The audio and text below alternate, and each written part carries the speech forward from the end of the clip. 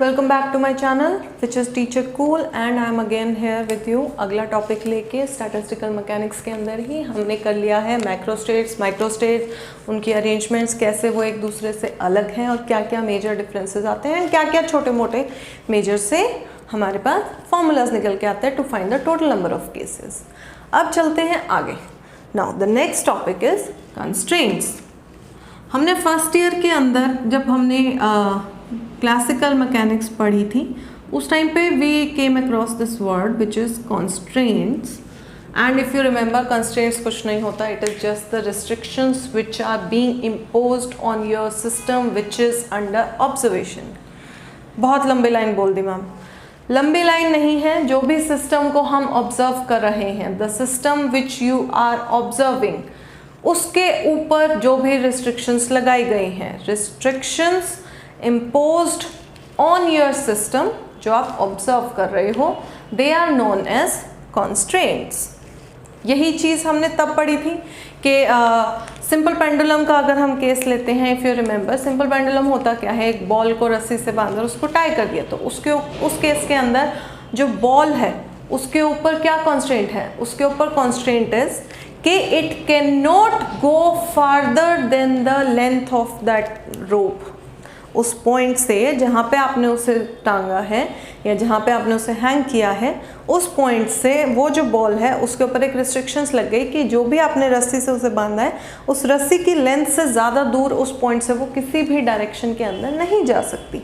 Same way यहाँ पे जब हम आते हैं तो कंस्ट्रेंट्स क्या होते हैं, मेरे पास मैं प्रोबेबिलिटीज़ निकाल रही हूँ for the different possible accessible inaccessible cases के अंदर। तो उस केस के अंदर अगर मैं कोई कंस्ट्रेंट लगा दूँ, फॉर एग्जांपल, पहले एक बार डेफिनेशन लिख लेते हैं।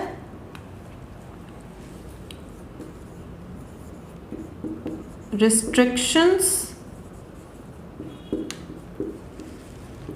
imposed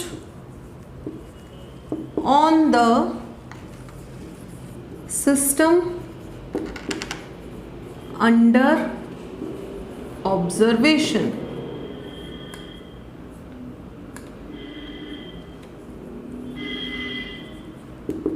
ठीक है, एग्जाम्पल लेते हैं।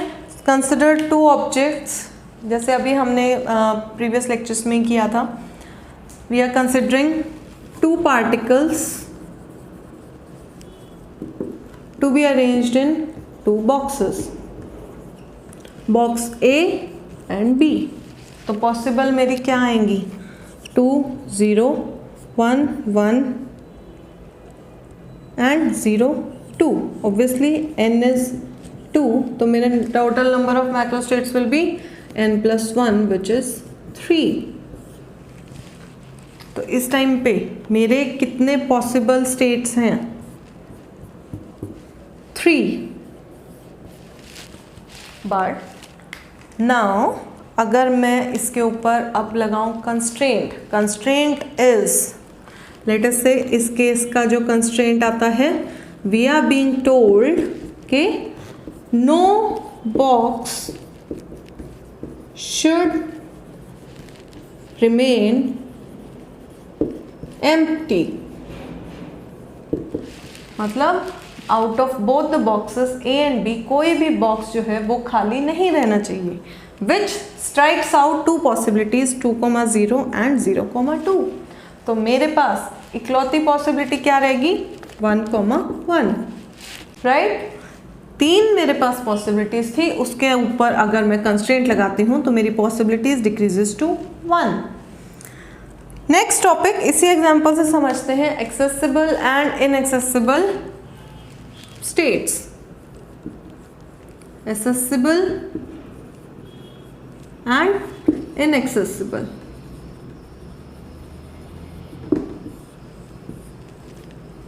टोटल मेरे पास कितनी स्टेट्स हैं, 3।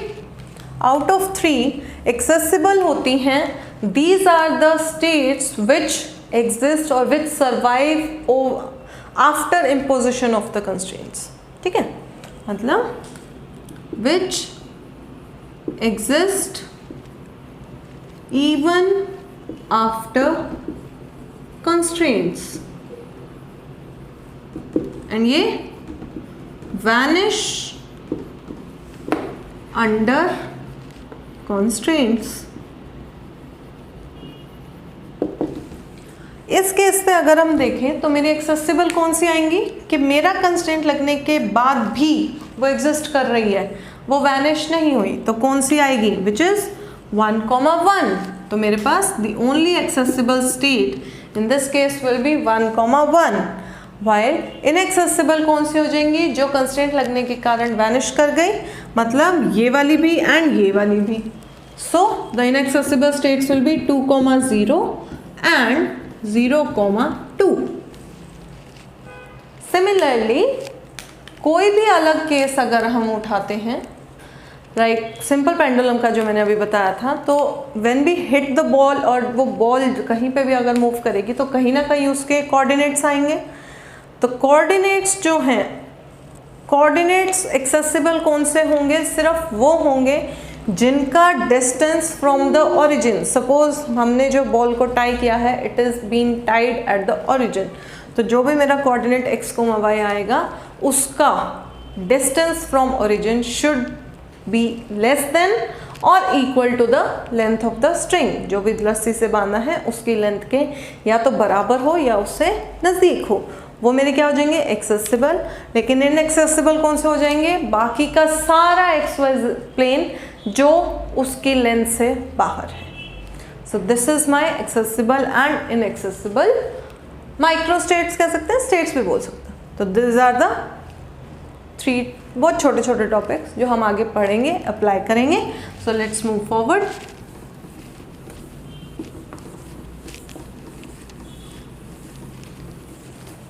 अगला टॉपिक है probability in terms of binomial expansion.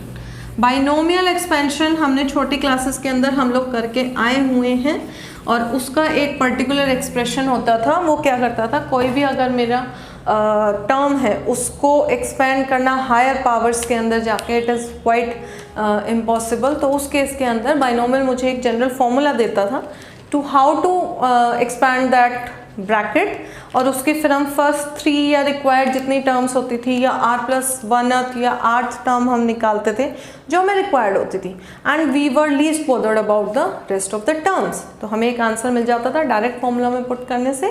वही फॉर्मूला, वही बाइनोमियल अब हमें प्रोबेबिलिटी कैसे देगी किसी भी स्टेट के होने की। So let us right binomial theorem of probability। हम क्या करते हैं, let's say probability of occurrence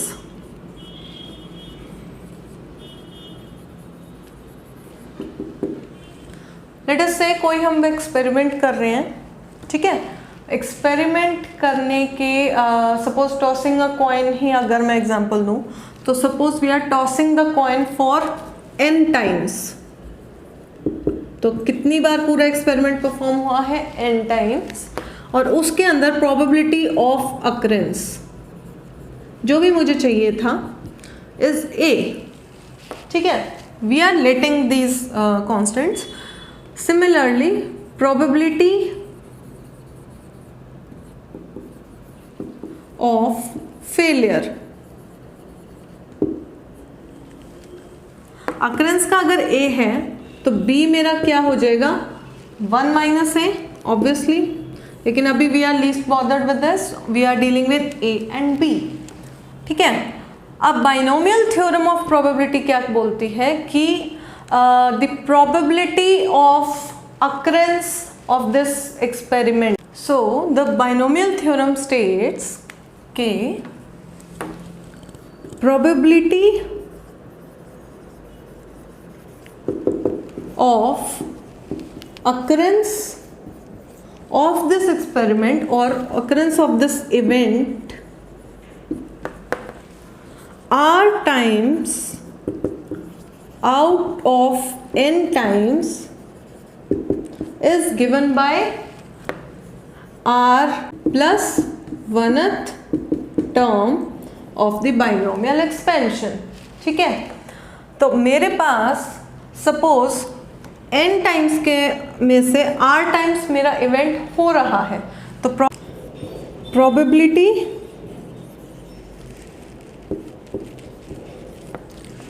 of occurrence of event in r times will be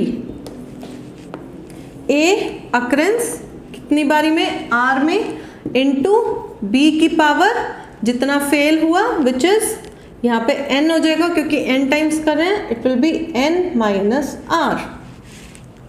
ठीक है, अब ये r जो है ये कैसे चूज करेंगे, टोटल n में से कितने r जो हैं जिनके ऊपर मेरा इवेंट अकर होगा। So choosing of r will be given as NCR। Selection होता था तो this will be given by NCR। Now this theorem states that probability of occurrence of event in r trials out of n trials will be given as NCR into this product which will be a to the power n into b to the power n minus r। इसी को अगर मैं expand करूं तो this will come out to be n factorial over r factorial into n minus r factorial a to the power r into b to the power n minus r। And ये जो expansion निकल के आया है, this expansion is nothing but the r plus 1th term of binomial expansion of a plus b to the power n। जो मेरा 8 plus b total मेरे occurrence and failure जितनी टोटल चीज़ हैं उसका अगर मैं टर्म बना के एक्सपैंड करूं, उसका जो r प्लस 1th टर्म आएगा that will be this and this will give me the probability of occurrence of this event r times in r trials out of total of n trials. This is given by binomial theorem of probability. Clear है? This is a very small topic but थोड़े से calculation है and I hope it is clear to you. Clear है?